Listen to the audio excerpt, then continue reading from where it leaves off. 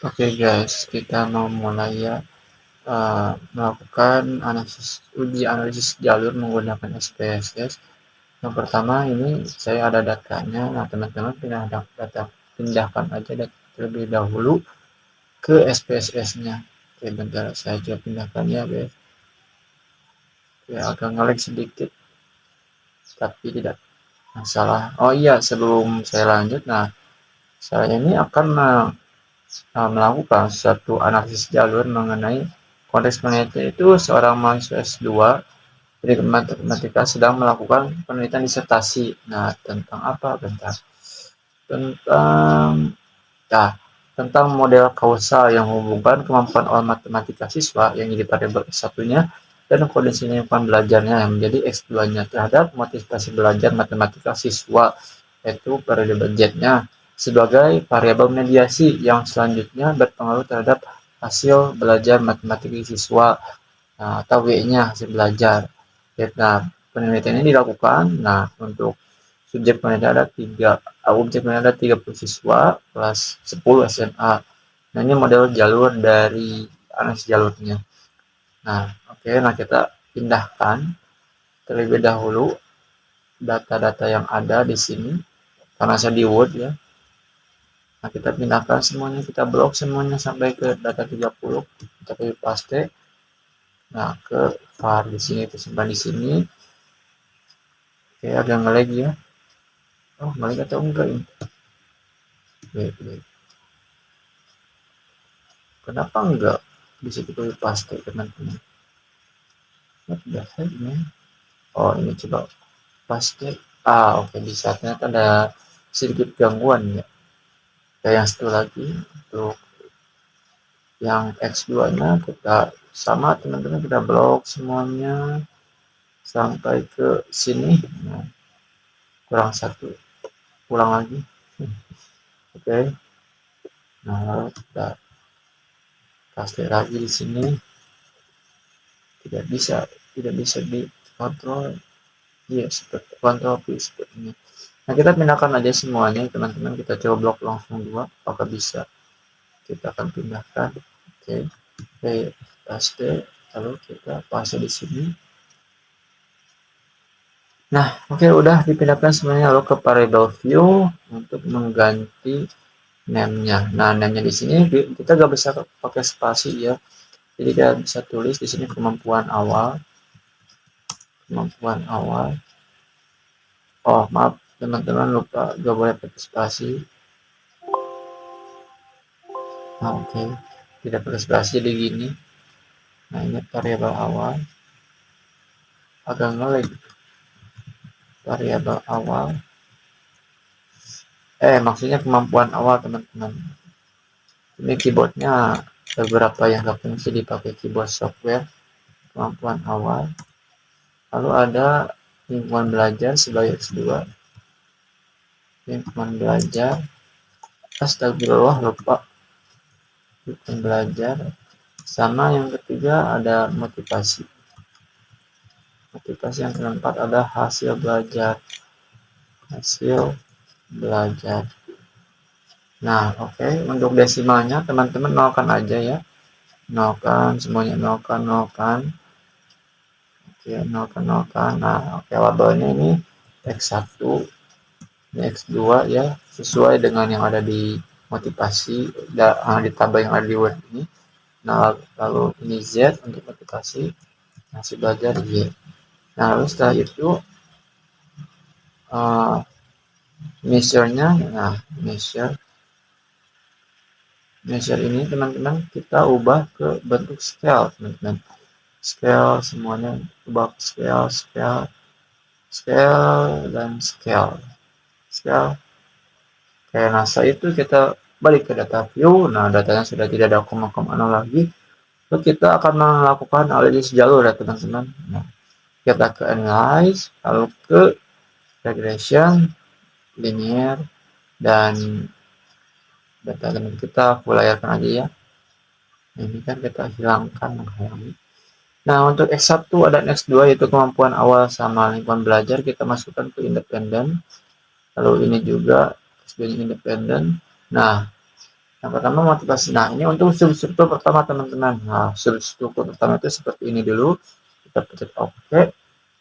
Nah, kita lihat. Nah, kita muncul di sini. Nah, kita muncul di sini dengan nilai model sumber R square-nya itu 0,999, yang mana artinya si nilai Z ini bisa dijelaskan oleh X1, X2. Nah, untuk uji simultannya mempunyai nilai F dengan 26.090 dengan nilai sig-nya 0,01, yang mana ini itu kurang dari 0,05, yang artinya jika sig itu kurang dari 0,05, maka uji simultannya ini uji simultannya itu signifikan ya teman-teman. Nah, ada ini kita lihat uji signifikan parsial terhadap X1 terhadap Z dan X2 terhadap Z.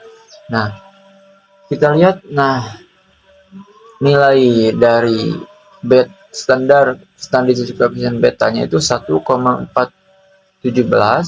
dan signya itu 0,01, yang mana kurang 0,05, yang artinya si nilai X1 ini signifikan terhadap sumbu X, tapi mempengaruhi sumbu Z. Maaf teman-teman, maksudnya sinyal X1 ini signifikan mempengaruhi sumbu Z, variabel Z secara signifikan, tapi pengaruhnya itu positif. Nah, gitu. Nah, untuk X2-nya, nah ini juga signifikan. Nah, tapi signifikan mempengaruhi variabel Z, tapi signifikannya itu negatif. Nah, kita lihat ada negatif di sini. Nah, NASA itu kita, karena ini mau analisis jalur ya teman-teman, bukan regresi. Nah, kita analis lagi local regression, linear lagi, lalu kita pindahkan si Z yang asalnya di dependent, kita pindahkan ke independent. Nah, lalu si hasil belajar atau variable kita pindahkan dependent. Kita klik oke. Nah, kita lihat di sini di model sumeriknya dulu. Model sumeriknya, nah di R square-nya 0,99, yang artinya variabel Y ini dapat dijelaskan oleh variabel Z, X2, dan X1, teman-teman, yaitu tingkat keeranya. Nah, lalu kita lihat ke apakah secara simultan dapat mempengaruhi variabel Y, gitu, yaitu X1, X2 sama Z-nya. Nah, kita lihat di sini.